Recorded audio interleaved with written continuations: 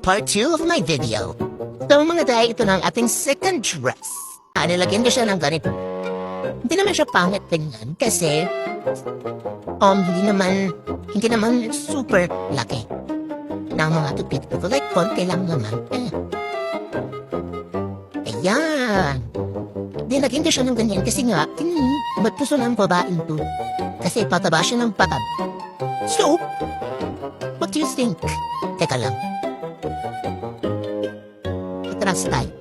Medyo balance pa. So, this is the fix.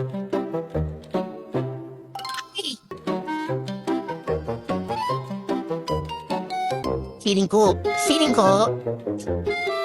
parang mas bet. Parang feeling ko, susutin ko to bukas.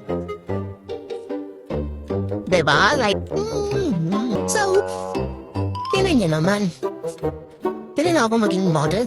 Ay, feeling B. Super eh. Diba? Ganyan. Sabi ka na takadala. South, ang ganda mo.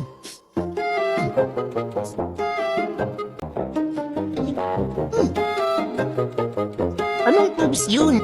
So, So, what do you think, guys? Rate from 1 to 10. Kung, saan sa dalawang dresses ang mas maganda at mas bagay sa What do you think? Comment.